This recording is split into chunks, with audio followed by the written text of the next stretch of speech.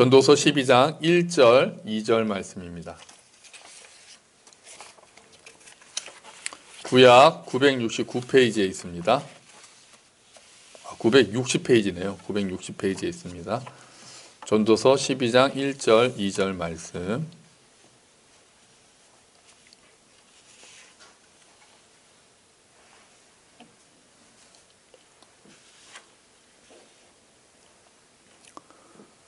함께 읽도록 하겠습니다. 너는 청년의 때에 너의 창조주를 기억하라. 곧 곤고한 날이 이르기 전에 나는 아무 낙이 없다고 할 해들이 가깝기 전에 해와 빛과 달과 별들이 어둡기 전에 비 뒤에 구름이 다시 일어나기 전에 그리하라. 아멘. 할렐루야.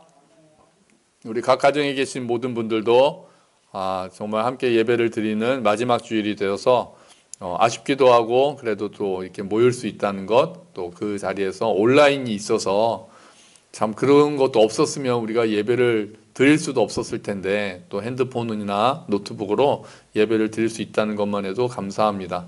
정말 탈이 많았던 한 해가 저물고 있죠. 이제 닷새 정도밖에 남지 않았는데요. 이맘때가 되면 우리는 늘 한 해를 돌아보게 되죠. 어떤 일들이 있었는지를 되돌아보면서 흐뭇해지는 일도 있고 부끄러워지는 일도 있고 또 힘들었던 일도 있고 올해는 특히 코로나 때문에 그냥 통으로 날아가 버렸잖아요. 한 해가 올해 한 2월 말부터 시작이 돼서 교회가 예배를 제대로 못 드린 게 3월부터 이게 제대로 못 드리고 막 그랬잖아요. 그래서 정말 아직 끝나지도 않았고요. 끝나지도 않았고 이게 내년 중반까지는 계속 어려운 가운데 이제 갈 것 같은데요. 이게 정말 모든 것을 다 삼켜버렸던 해입니다. 오늘 말씀은요. 오늘 말씀은 모든 것을 헛되다고 하면서 전도서는 모든 것이 헛되다. 헛되고 헛되니 헛되고 헛되도다. 이 말씀이 계속 반복해서 나오는, 이렇게 해도 헛되고 쾌락을 추구해 봤는데도 헛되고 공부를 많이 해봤는데도 별로 이렇게 인생에 있어서 헛되더라. 그런 이야기들을 계속해서 하는, 우리가 솔로몬이라고 저자를 알고 있잖아요. 그래서 노년에 돌아봤을 때는 정말 자기가 살아왔던 모든 삶들이 이 땅에서 그렇게 정말 아둥바둥 살았던 것들이 좀 헛되지 않느냐라고 해서 이게 보는 사람들은 이게 너무 허무주의 아닌가? 이렇게 생각을 해요. 그런데 마지막에 지금 12장이 마지막이거든요. 12장의 마지막으로 와서는 결론을, 아주 의외로 결론을 냅니다. 결론이 결국은 일찍 창조주를 기억하라는 명령으로 나는 거예요. 자기가 정말 이것도 힘써봤고 저것도 힘써봤고 부귀도 누려봤고 영화도 누려봤고 돈도 많아봤고 쾌락도 추구해봤고 또 열심히 공부도 해봤고 이것저것 다 해봤는데 결국 중요한 것은 창조주를 기억하는 거다. 그러니까 이게 아마 그 나이가 많은 지혜자가 솔로몬일 수도 있고요. 나이가 많은 지혜자가 젊은 사람들한테 해주는 말인 것 같아요. 자기 자녀가 될 수도 있고 제자가 될 수도 있고 정말 의미 있는 것은 너희가 젊을 때부터 창조주를 기억하는 거다. 그리고 그를 경외하는 거다. 마지막에 12장 저쪽 13절 14절에 가면은 이제 최종 결론이 여호와를 경외하고 그의 명령들을 지켜라. 그게 본분이다.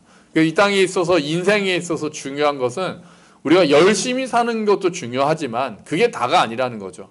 하나님을 경외하는 삶이 가장 중요하다는 이야기를 전도서는 해주고 있는 겁니다. 그러니까 청년의 때 일찍 하나님을 안다는 것은 복이죠. 일찍, 특히 어릴 때부터 믿는 가정에서 태어나서 우리 예배를 드리고 있는 아이들이 그게 복이라고 잘 생각을 못하고 있지만 정말 나중에 우리가 방황하다가 나중에 예수 만나는 것도 복이지만 그것 자체도 이미 복이지만 그러면은 그 젊었던 시절에 내가 일찍 주님을 알았더라면 얼마나 좋을까. 정말 우리가 어릴 때부터 하나님을 일찍 알아서 내 인생을 하나님의 기쁨대로 살았다면 얼마나 좋을까 하는 그런 후회 같은 것들이 다 있으시거든요. 아쉬움 같은 게 있으세요. 나중에 하나님을 만난 것 자체도 물론 너무 감사하고 너무 복이지만 내가 좀 더 일찍 만났더라면 얼마나 더 충만한 삶을 살았을까, 하나님을 기쁘시게 할 수 있었을까, 내가 더 얼마나 이웃을 사랑할 수 있었을까라는 그런 아쉬움들이 다 있으시단 말이에요. 그러니까 우리 아이들은, 우리 여러분들 지금 예배드리고 있는 모든 아이들은 정말 부모님 또 밑에서 예배를 드리고 정말 하나님을 일찍부터 듣고 그렇게 된 것도 큰 복인 줄 알고 감사하시기 바랍니다. 아멘. 감사하시고 또 우리가 하나님을 이제 만나야죠. 우리가 만나서 정말 그 부모님의 하나님이 나의 하나님으로 내가 정말 거듭나고 하나님을 나의 부모님, 나의 아버지로 모시는 그런 일들이 물론 다 일어나야 되겠죠. 자, 우리가 오늘 성경 말씀은 청년의 때라고 하지만 우리가 뭐 청년의 때는 아니더라도 모두가 창조주를 기억해야 되겠죠. 그리고 올해는 특히 창조주 하나님에 대해서 많이 생각해보는 한 해가 되었습니다. 코로나 때문에 정말 하나님이 창조주신 하나님이 이 땅을 어떻게 보고 계시는가, 어떻게 이 땅을 우리가 섬기기를 원하시는가라고 생각을 많이 하게 된 한 해가 되었죠. 자, 그래서 오늘 설교 시간에는 한 해를 돌아보면서 우리가 이 코로나를 통해서 어떠한 것들을 깨달았고 앞으로 어떤 삶을 살아야 할 것인지에 대해서 한번 다시 정리를 해보려고 합니다. 올해 코로나 사태를 돌아보면서 우리가 무엇을 생각해야 합니까? 첫째는 인간이 얼마나 연약한지를 생각하게 되었습니다. 그동안 인간은 너무 교만했어요. 과학기술의 발전, 이게 너무 발전이 되니까 이제는 모든 문제는 다 해결했다. 질병도 곧 다 정복할 수 있다. 또 우리 수명도 이제 뭐 100세를 넘어서 200살까지도 살 수 있다. 막 이런 이야기들을 하고 인간의 문명이 더 발전할 것이고 미래에 대해서 낙관적인 견해를 가지고 그랬단 말이에요. 그리고 사회는 진보하고 있다고 믿었고요. 그런데 코로나 바이러스 진짜 눈에 보이지도 않는 이 조그만 바이러스가 막 퍼지기 시작하는데 인간이 속수무책으로 그냥 당하는 거예요. 인간의 교만이 막 여지없이 깨졌습니다. 지금까지 전 세계에서 몇 명이 감염됐는지 아세요? 8천만 명이 감염됐습니다. 8천만 명. 그건 다 나을 때까지는 1억 명 넘어갈 거예요. 지구 인구가 지금 60억이라고 하는데 8천만 명이 감염됐고요. 지금 사망한 사람이 175만 명이랍니다.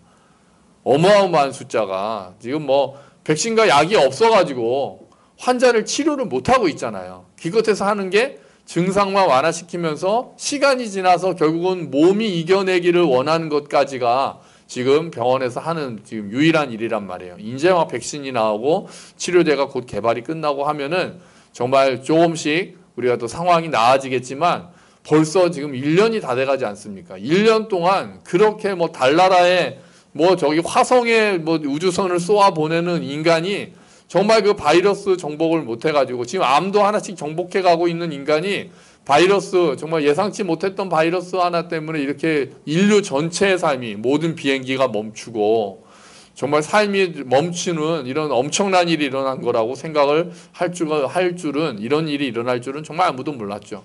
특히 선진국이라고 알고 있었던 나라들이 더 피해가 컸습니다. 우리가 선진국이라고 부러워했던 뭐 미국, 영국, 독일, 프랑스 이런 데가 엄청나거든요. 그냥 의료체계가 얼마나 엉망이었는지 정말 오히려 우리나라가 방역에 성공하는 모습을 보였죠. 물론 지금은 또 확진자가 늘어나면서 좀 겸손해져야 되는 필요도 있지만 그런 나라들에 비하면은 아직도 우리는 그래서 선방하고 있는 거죠. 그러니까 의료체계들이 얼마나 부족했는지 공공의료에 관한 것들이 얼마나 연약했는지 또 가난한 이웃들, 가난한 사람들이 얼마나 더 취약했는지 사회 구조가 이런 코로나 바이러스에 얼마나 취약했는지 그래서 계층의 차별이 얼마나 더 커질 수밖에 없는지 이런 것들이 다 드러났단 말이에요. 그래서 코로나로 인해서 인간이 우리가 정말 의지할 것이 없구나. 우리가 이제 교만했던 것들이 다 꺾어지고 우리를 겸손하게 만듭니다. 우리가 그동안에 쌓아 올렸던 모든 문명이나 모든 것들도 이렇게 무력하게 멈출 수가 있구나. 이런 생각들을 하게 된다는 거죠. 그래서 시편 기자는 시편 39편에서 죽음 앞에서 자신의 삶을 돌아보면서 이렇게 고백을 합니다.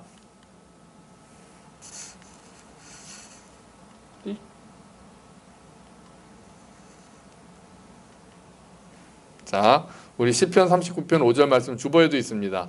나의 일생이 주 앞에는 없는 것 같사오니 사람은 그가 든든히 서 있는 때에도 진실로 모두가 허사뿐이니이다.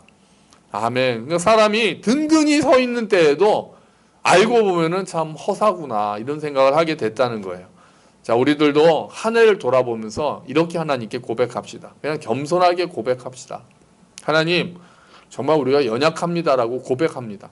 코로나를 우리가 돌아보면서 하나님 제가 이렇게 연약합니다. 우리의 믿음이 이렇게 연약합니다. 우리가 든든하다고 서 있다고 생각하고 이제는 좀 안정됐다고 생각했던 것들이 얼마나 우리가 기댔던 것들이 얼마나 그렇게 쉽게 무너지는지, 우리가 의지했던 것들이 얼마나 무력한지를 우리가 깨닫게 되었습니다. 이렇게 고백하는 시간이 돼야 되겠습니다. 힘들었다고 고백하십시오. 하나님 앞에 주님, 정말 올해는 우리 힘들었습니다. 낙심했습니다. 절망했습니다. 그런 마음을 다 하나님께 내려놓는 또 우리 송년 주일이 되고 또 이 남은 연말이 되어야 되겠습니다. 그런데 시편 기자는 이처럼 자신의 연약함에 대해서 고백했는데 그 바로 다음에는 이렇게 고백합니다.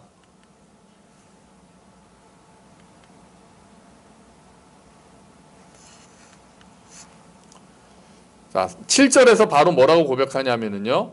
주여 이제 내가 무엇을 바라리요? 나의 소망은 주께 있나이다. 아멘. 이렇게 고백을 합니다. 자신이 연약하다는 것을 깨닫는 거에 그치는 것이 아니라 하나님의 능력을 의지하고 하나님께 소망을 두는 것으로 나아가는 거죠.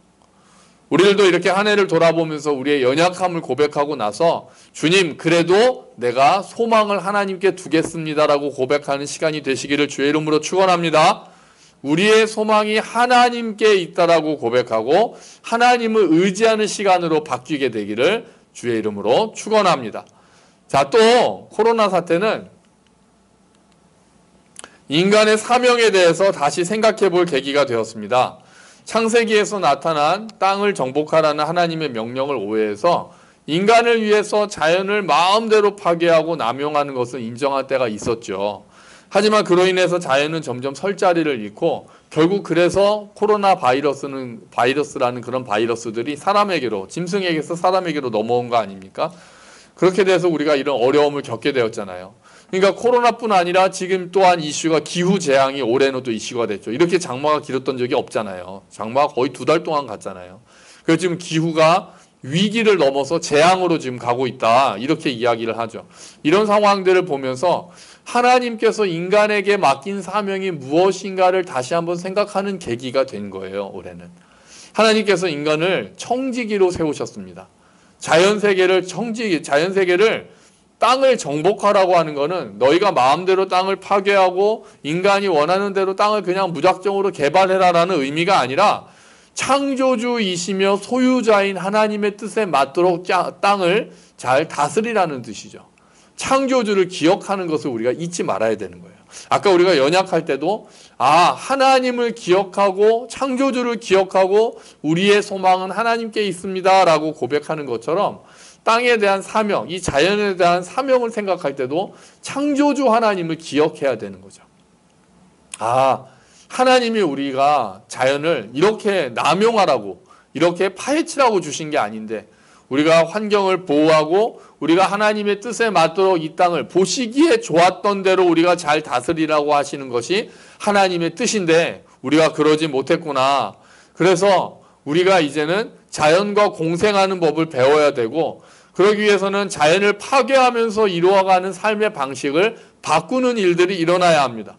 우리가 구체적으로는 분리수거를 철저히 한다든지 일회용품을 덜 사용한다든지 이런 작은 실천에서부터 친환경 정책을 지지하고 그런 것들을 이야기하는 또 그런 정치 권력에 대해서 투표하고 이런 일들을 통해서 바꿔가야 되는 것들이 많은 거죠. 이런 모든 것들을 통해서 자연을 잘 다스리라는 창조주 하나님의 명령을 기억하고 따르는 것이 필요한 것을 생각해 보게 되는 한 해가 되었습니다. 또 우리가 이제 교회 차원에서 만나게 된 상황들이 있었죠. 무엇보다도 지금도 우리가 그렇게 드리고 있지만 온라인 예배라는 상황 우리가 맞이하게 되었습니다. 처음에는 반발이 많았습니다. 6.25 때도 멈추지 않았던 예배를 어떻게 현장 예배를 멈추냐고 하면서 그게 심정적으로도 우리가 받아들이기가 어려웠어요. 그렇죠? 우리도 처음에 예배 안 드리고 또 처음에는 현장 예배도 안 하고 녹화를 했잖아요. 그래가지고 아무도 없는 데서 예배를 인도한다는 것도 찬양을 하기도 그렇고 말씀을 전하기도 그렇고 지금은 그나마 좀 사람이 익숙해지더라고요. 사람이 또 익숙해지는데 여전히 낯섭니다. 특히 지금도 그래요. 지금도 이렇게 빈자리 이렇게 있는데 빈자리 이렇게 가득한 곳에서 예배를 드리니까 마음이 영 아직도 그렇습니다. 이건 참 익숙해지지가 않네요. 말씀을 전하는 것도 계속해서 익숙해지지가 않습니다. 자, 그렇게 해서 처음에는 이제 반발하고 온라인 예배를 드리지 않고 이제 그러다가 이제 코로나가 교회에서 많이 퍼지게 됐잖아요. 교회에서 퍼지게 되고 그렇게 하면서 너무 이기적인 거 아니냐라고 이야기하면서 사람들이 이럴 때는 모이는 것을 절제하는 것이 오히려 이웃사랑의 태도다. 그런 이야기를 하게 됐죠.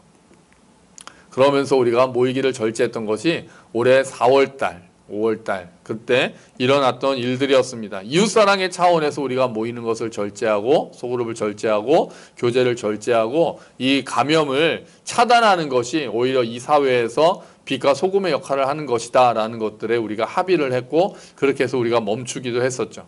더 중요한 것은 예배의 본질이 무엇인가에 대해서 다시 한번 모두가 생각해 보는 기회가 되었습니다. 예배의 본질이 뭘까? 우리가 하나님께 예배를 드린다는 것이 이렇게 현장 예배를 드릴 수 없으면 우리가 과연 예배를 드릴 수 있을까? 그런 생각들을 하게 되었는데요. 사실 예배 장소는 예배의 본질은 아닙니다. 예배 장소 자체는요. 어디서 예배를 드려야 합니까? 이 산입니까? 저 산입니까? 예루살렘입니까? 사마리아 산입니까? 그리심 산입니까? 라고 질문하는 사마리아 여인에 대해서 예수님께서는 이렇게 대답하셨죠. 주보에도 있습니다. 또 우리 화면에도 있죠. 너희가 아버지께 이 산에서 예배를 드려야 한다거나 예루살렘에서 예배를 드려야 한다거나 하지 않을 때가 올 것이다. 하나님은 영이시다.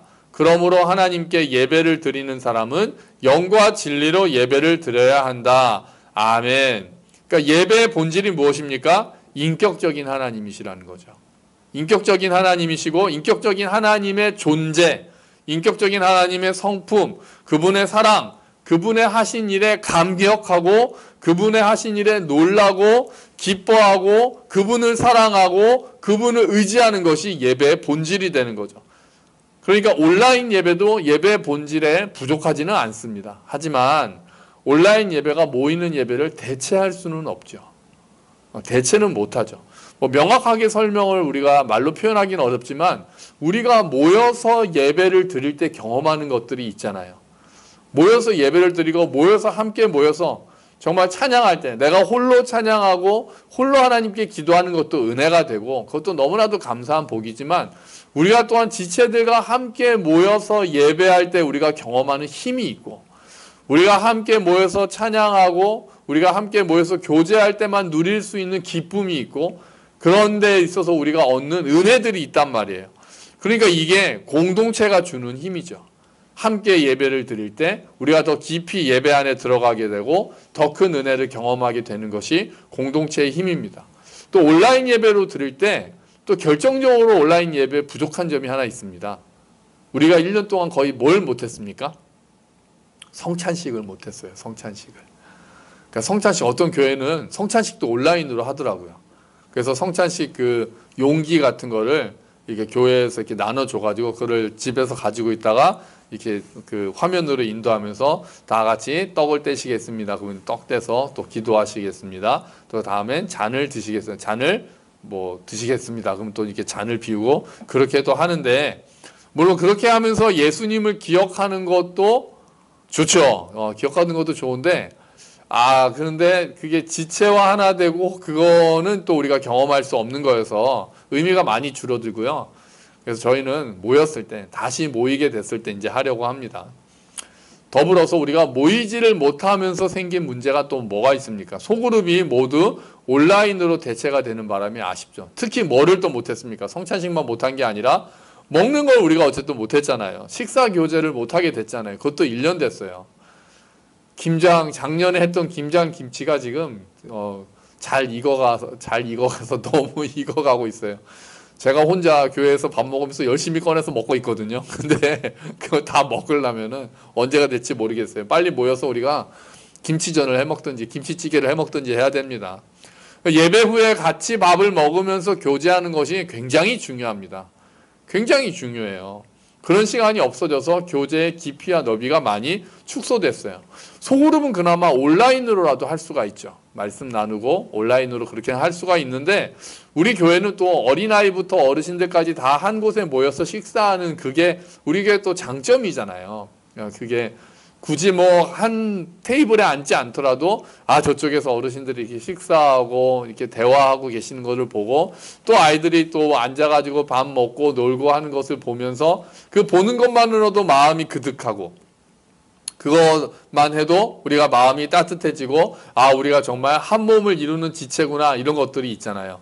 또 처음 새로 와서 얼마 안 되시는 분들은 그냥 예배만 드리고 가는 것이 아니라 식사 교제를 하면서 거기서 또 어떻게 오셨는지 또 한 주간 어떤 일이 있었는지 이렇게 나누는 것들이 정말 얼마나 중요합니까? 특히 올해 초에 작년 말 올해 초에 우리 교회에 새로 나오시게 된 분들이 몇 분 계신데 그분들이 식사 교제를 하지 못해가지고 별로 이렇게 교제를 하지도 못한 상태에서 온라인 예배로 대치된 거. 지금도 온라인으로 이 예배를 드리고 계실 수 있겠지만 그거에 대해서 목사로서 너무 마음이 제일 좀 아쉽습니다. 안타깝습니다.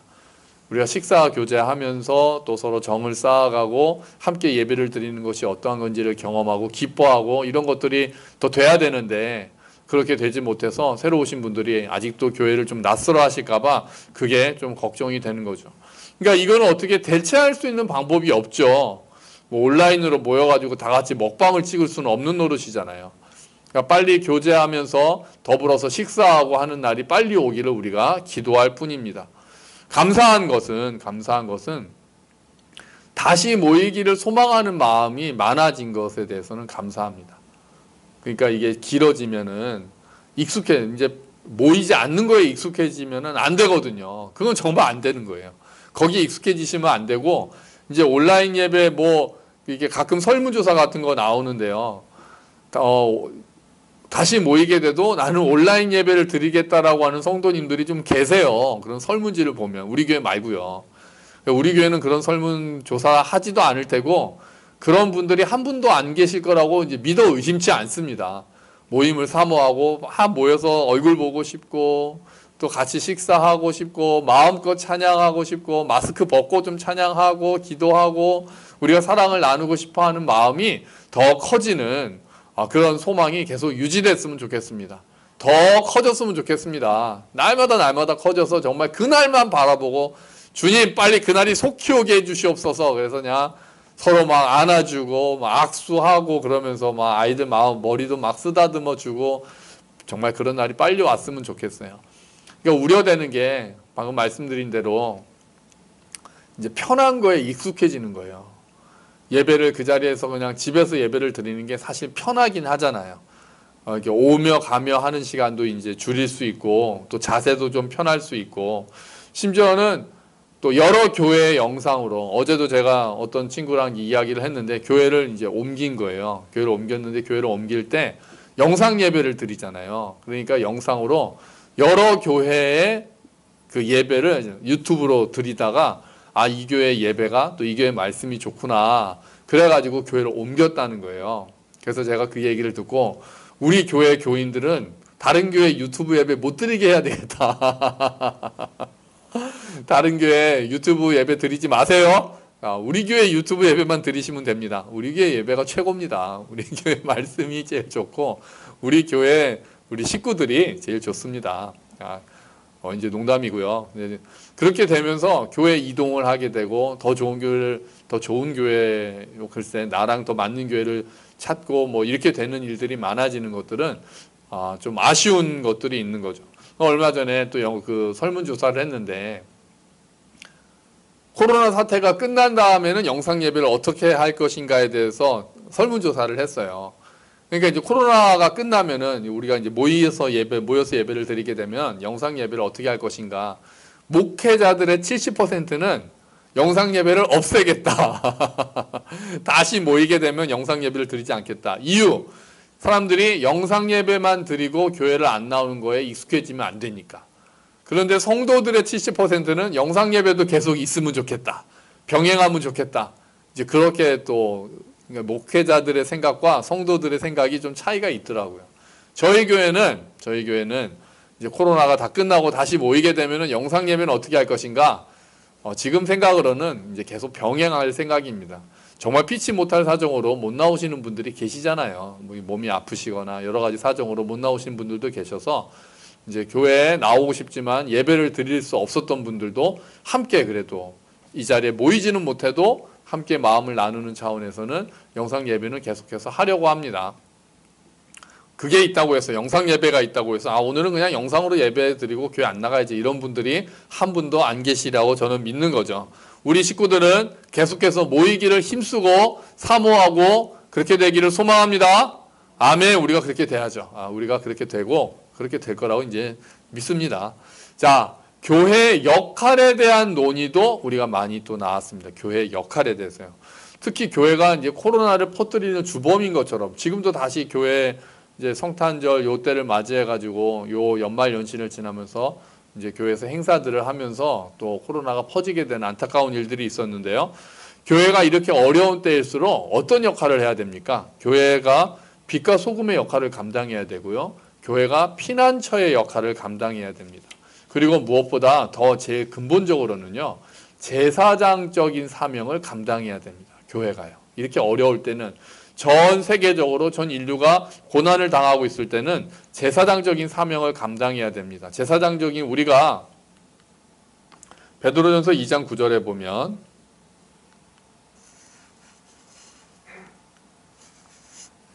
보여주시겠어요? 이게 잘 안 되네요. 베드로전서 2장 9절에 보면은 그러나 너희는 택하신 족속이요 왕 같은 제사장들이요 라고 돼 있잖아요. 택하신 족속이요 왕 같은 제사장들이라고 우리를 부르셨단 말이에요. 그러니까 우리가 제사장적인 사명을 감당해야 되는데요. 제사장적인 사명이라는 건 뭡니까? 하나님과 세상을 이어주는 게 제사장이 한 일이거든요. 그러니까 우리도 정말 하나님과 세상을 이어주면서 세상의 죄를 우리가 함께 하나님 앞에 가지고 나가서 회개하고 중보기도하는 사명이 가장 중요한 사명인 거예요. 각 자리에 흩어져서도 우리가 나를 위해서, 우리 교회를 위해서, 가족을 위해서 기도하는 것도 좋지만 거기서 멈추면 안 되고 세상을 위해서 기도해야 되는 거죠. 이 세상의 어려운 이웃들을 위해서 기도하고 정말 하나님, 인류가 하나님을 떠나서 하나님을 무시하면서 자연을 파괴하고 창조주 하나님을 기억하지 못하고 살았습니다. 라고 하면서 우리 민족의 죄, 이 세상의 죄를 우리가 대신 지고 하나님 앞에 나가는 것, 그것이 제사장적 사명이 되는 거예요. 그래서 우리가 이제 금요일마다는 특히 나라를 위해서 기도하잖아요. 사회를 위해서 기도하고 어려운 이웃들을 위해서 기도하고 수고하는 손길들을 위해서 기도하거든요. 금요일에 모여서 기도하는 것뿐 아니라 각자가 자리에서 기도를 하실 때 정말 이 땅의 코로나 때문에 힘들어하는 사람들을 위해서 기도해 주시고 또 우리가 무엇을 잘못했는지 돌이키고 회개하는 것들을 우리가 함께 기도해 주시고 수고하는 손길들 또 코로나 사태가 빨리 끝날 수 있도록 기도해 주시는 것이 필요할 것입니다. 교회가 세상을 위해서 중보 기도하는 사명이 너무나도 중요합니다. 그리고 교회가 피난처가 되고 빛과 소금의 역할을 하기 위해서는 더 어려운 이웃들을 돌보는 일에 더욱더 힘써야 합니다. 지금도 어려워하는 사람들이 많습니다. 이런 재난이 오면은 제일 속상한 게 없는 사람이 더 힘들어진다는 거예요. 있는 사람들은 그래도 버텨가는데 없는 사람들, 힘들었던 사람들이 더 힘들어진다는 것이 이런 재난의 이제 문제가 되겠죠. 지금 뭐 작은 교회들은 지금 문 닫고 있는 교회들이 많아졌어요. 임대료를 내지 못해서 지금 힘들어하고 이제 문 닫고 이제 예배도 드리지 못하는 그런 교회들이 많아졌고요. 또 많은 약자들은 코로나로 인해서 더 추운 겨울을 보내고 있죠. 구세군도 그렇고 연탄은행도 그렇고 이야기들을 들어보니까 지금은 예년의 그런 기부 금액이 예년의 한 절반 정도밖에 되지 않는다고 그래요. 그래서 어려운 사람들을 돕는 일에 너무나도 이제 힘들어졌다. 이제 다들 어려우니까요. 다들 어렵고 또 봉사하기도 쉽지 않으니까 그렇게 됐다고 합니다. 감사하게도 우리 교회는 올해 이제 감사하게도 헌금이 줄어들지 않았습니다. 참 이것도 하나님의 은혜고 너무나도 감사합니다. 이제 여러분께서 교회를 아껴주시고 그러니까 우리가 예배에 나와서 헌금을 하지도 못하고 그냥 계좌이체로 헌금을 하는데도 잊지 않으시고 또 그 감사함을 그렇게 교회를 사랑하는 마음 하나님께 감사하는 마음을 표시해 주셔서 교회가 이제 최종 결산은 이제 제가 이제 하겠지만 헌금이 거의 줄지 않았어요. 오히려 어떨 때는 더 많기도 하고 그래서 너무나도 감사하고요. 이제 우리가 하나님 감사합니다로 끝내면 안 되고 그죠? 우리가 이 받은 은혜를 어떻게 하면 우리가 어려운 사람들에게 더 흘려보낼 수 있을까를 우리가 기도하면서 생각하고 그 일들을 실천하는 것이 교회가 해야 될 일이겠죠. 성탄 구제헌금 제가 어제까지 성탄이라는 이름으로 입금된 그 금액을 확인해 보니까 266만 7,800원이 모였어요. 와우. 많이 모였습니다. 감사합니다. 작년 성탄 헌금보다 100만 원이 더 모였습니다. 야, 이렇게 모여서 우리가 구제헌금 하기가 쉽지 않은데도, 이렇게 입금을 해주셨는데도 이렇게 많이 모아주신 정말 우리 믿음의 식구들 여러분, 우리 교회 가족 여러분께 너무나도 감사드리고요. 정말 우리가 이거 정말 잘 쓰겠습니다. 주민센터 그때 동장님도 만났어요. 동장님이 교회 한번 찾아오셨어요. 저희가 헌금을 하겠다 그랬더니 찾아오셔가지고 너무 고맙다고 이제 표시하셨는데, 또 이제 주민센터랑 해서 정말 실제로 어려운 사람들 우리가 돕는 일에 잘 사용하도록 하겠습니다. 자, 우리가 이번 기회에 이제 지역이랑 연결이 되는 게 필요하겠다는 생각을 해요. 그러니까 우리 교인들 돌보는 일을 넘어서 지역에 너무 또 힘든 사람들이 많다고 하니까 우리가 지역에 뭐 돈으로 물질로 이렇게 후원하는 방법도 있겠고, 또 우리가 기회가 되는 대로 이제 코로나가 좀 지나가면은 우리가 몸으로 사람들을 만나서 외로운 사람들을 위로하고, 또 우리가 복음을 전할 수 있는 대로 복음을 전하는 그런 일들을 우리가 지역에서 해야 되겠다. 이번 기회를 통해서 주민센터랑 연결되면서 그런 일들을 해야 되겠다는 생각이 듭니다. 하나님께서 인도하시는 대로 우리 교회는 은혜를 많이 받은 교회입니다.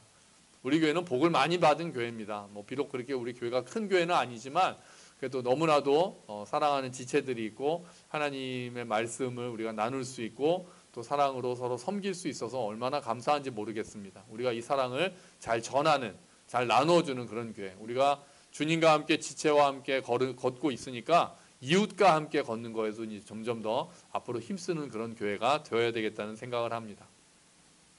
여러분, 각 가정에서는 코로나로 인해서 어떤 변화를 경험하셨습니까? 올해 많이 힘드셨죠? 어떤 일들을 또 경험하시고 어떤 일들로 인해서 힘들어 하셨습니까? 어떤 것이 바뀌었습니까? 어떤 변화가 있었습니까? 일단 가족과 함께 있는 시간이 늘어난 것은 확실하죠. 아이들이 학교를 가지 못하면서, 또 어른들도 아빠들이 재택근무하는 사람들이 생기면서 또 가족들이 함께 있는 시간이 많아서 그걸로 인해서 좋았던 그런 기억을 가진 분들도 계실 거고, 그것 때문에 사실 엄마들은 더 많이 힘들었던 경험도 있을 것입니다. 이제 2020년이 5일 정도밖에 남지 않았습니다. 5일도 안 남았죠. 이제 오늘까지 쳐도 7, 8, 9, 0, 1. 오늘까지 치면 딱 닷새 남았네요. 오늘이나 이번 주 내에 또 31일 되기 전에 가족이 모여서, 이제 주소지가 같은 가족만 모여야 되겠죠. 지금 5인 이상 집합 금지니까 각 가족이 모여서 한 해를 돌아보는 시간을 가집시다. 그래서 어떤 점이 올해 특히 힘들었는지, 또 어떤 점이 즐거웠는지 우리가 또 나누고 서로 위로하고 격려하는 시간을 가지면서 함께 창조주 하나님을 기억하는 시간을 가지면 좋겠습니다. 그래서 하나님이 우리 가족을 이렇게까지 인도하셨다라고 기억하고 감사하는 시간을 가지면 좋겠습니다. 힘들었지만 버틸 수 있게 해주신 하나님께 감사하고, 또 하나님을 우리가 더욱더 의지하면서 새로운 소망을 나누는 그런 시간을 가져서 우리 이제 남은 며칠 되지 않는 시간들 하나님께 더욱더 소망을 두고 하나님을 의지하고 한 해를 결산하고 새해를 준비하는 그런 시간이 되시기를 주의 이름으로 축원합니다. 아멘. 우리 같이 기도하겠습니다.